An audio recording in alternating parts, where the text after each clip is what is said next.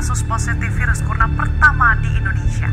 2 warga Indonesia yang positif terinfeksi virus corona disebut telah melakukan kontak dengan warga negara Jepang. Presiden Joko Widodo mengumumkan 2 WNI positif terjangkit virus corona. Dunia internasional dikejutkan dengan munculnya suatu virus yang disebut COVID-19. WHO telah menetapkan bahwa wabah penyakit ini sebagai pandemi global.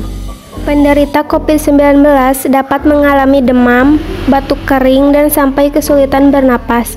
Virus ini menjadi malapetaka bagi sebagian profesi.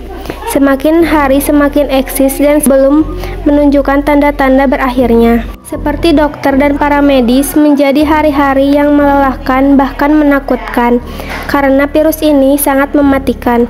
Ratusan ribu orang di berbagai belahan dunia tewas karena virus ini. Para pemimpin negara menerapkan kebijakan-kebijakan yang super ketat untuk memutuskan mata rantai penyebaran virus corona. Dimulai dari social distancing, physical distancing, lockdown, dan di Indonesia saat ini sedang gencar-gencarnya menerapkan pemberlakuan pembatasan kegiatan masyarakat atau PPKM. Presiden Jokowi mengimbau masyarakat untuk mengurangi aktivitas di luar rumah demi menekan penyebaran virus COVID-19 di Indonesia.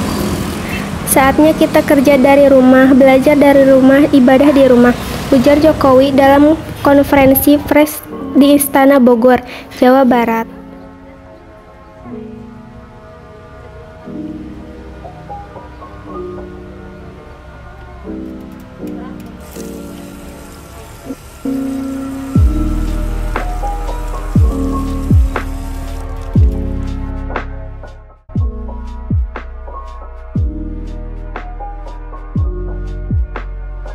Faktanya memang COVID-19 ini menjadi permasalahan serius di masyarakat, sehingga masyarakat melabeli COVID-19 ini sebagai bencana.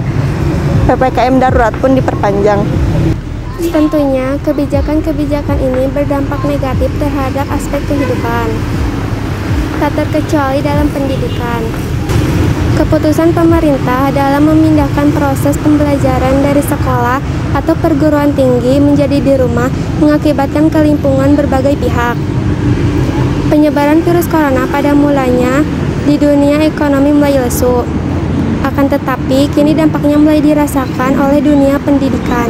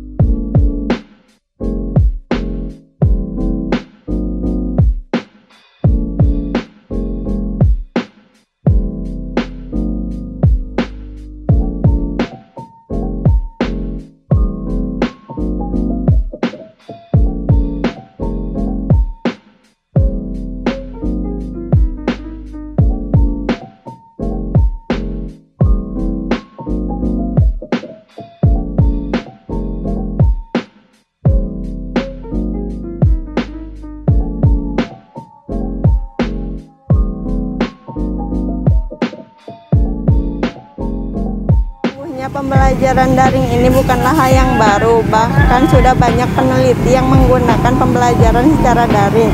Terdapat teori pendidikan dan penelitian yang berkaitan dengan ini. Peralihan pembelajaran ini memaksa berbagai stakeholders mau tidak mau mengikuti alur yang sekiranya bisa ditempuh agar pembelajaran bisa berjalan dengan baik. Sehingga pilihan terbaiknya adalah dengan memanfaatkan teknologi sebagai media daring. Memanfaatkan teknologi bukan berarti tanpa masalah. Banyak faktor yang menghambat proses pelaksanaan via daring.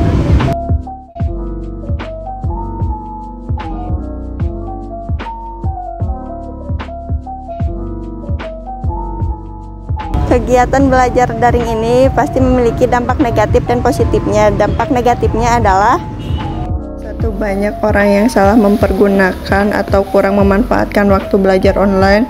Kami banyak menemukan waktu pembelajaran online malah digunakan untuk membuka Instagram, bermain game, dan sebagainya. 2. Jika tidak ada bimbingan oleh seorang ahli, banyak siswa melakukan pembelajaran tidak optimal. 3. Keterbatasan sarana dan prasarana juga menjadi masalah. Hal ini bukan menjadi rahasia umum, karena banyak yang memiliki fasilitas namun tidak digunakan untuk media pendukung pembelajaran. Sedangkan dampak positifnya antara lain: 1. Dapat memperoleh materi dengan mudah dan belajar untuk mengevaluasi pembelajaran sendiri di rumah sesuai dengan keinginan hati masing-masing. 2. Dapat belajar baik di ruang tertutup atau ruang terbuka. Selain itu, dapat belajar secara bebas tanpa batas waktu yang biasanya ditetapkan untuk setiap mata kuliah di kampus atau sekolah, sehingga lebih mudah memahami materi disampaikan oleh dosen atau guru melalui tutorial belajar dari televisi. Selain itu, dapat menyesuaikan jam belajar sesuka hati tanpa mengaitkan dengan jadwal kuliah atau sekolah. 3. Dapat lebih mengenal teknologi zaman sekarang. Contohnya, penggunaan Zoom Meeting untuk belajar online.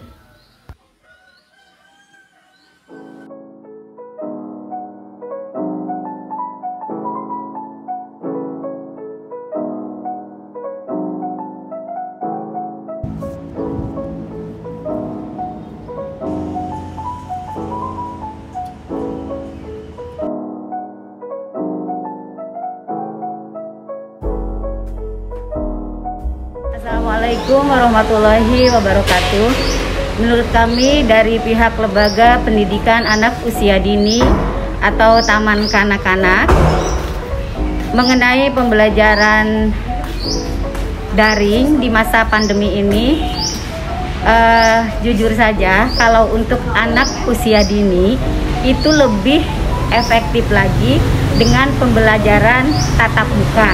Tapi karena kondisi sekarang sedang pandemi dan ada aturan untuk tidak mengadakan tatap muka, maka pembelajaran melalui daring. Kelebihan dari pembelajaran daring yaitu mungkin anak bisa lebih dekat lagi dengan orang tua, dan orang tua bisa lebih memahami bagaimana perkembangan anaknya masing-masing.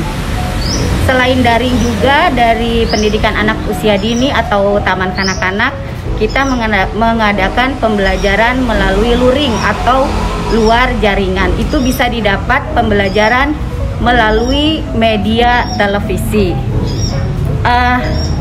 Kekurangan dari daring untuk anak usia dini yaitu terus terang kami kurang efektif dalam menyampaikan materi atau pembelajaran, karena kalau anak usia dini itu lebih memerlukan secara praktek langsung, tidak hanya teori saja.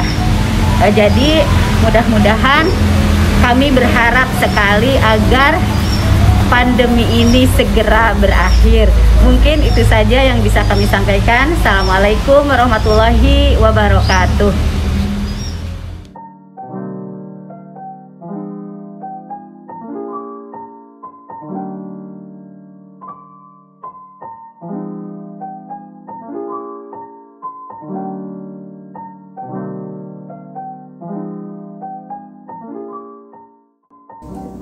Menurut saya, pembelajaran ini lebih baik di sekolah daripada daring. Kalau daring, yang pertama harus selalu sedia kuota. Kalau tidak ada kuota ya jadi terhambat. Kalau di sekolah hanya memberikan fasilitas untuk uang jajan, dan apabila ada sesuatu dari sekolah bisa diberikan. Kalau kuota jadi gimana ya, keuangannya bertambah, sedangkan sekarang mencari penghasilan pun sulit. Sebagai pendamping PKH, saya tetap memberikan motivasi kepada anak-anak KPM PKH supaya tetap semangat dalam menjalankan aktivitas belajarnya meskipun dalam masa pandemi. Tetap semangat, sekali lagi semangat! Pandemi corona ini memang merupakan ujian yang berat bagi semua bangsa, menguji kemampuan dengan terus berusaha dan mencari solusi untuk masalah yang ada. Sebagai negara yang besar, Indonesia harus mampu mengatasi berbagai macam masalah yang ada. Dengan lahirnya teknologi karya anak-anak bangsa, mampu melayani pendidikan online atau daring. Dengan harapan, bangsa ini bisa menjadi bangsa yang teruji dan bangsa yang besar suatu hari nanti.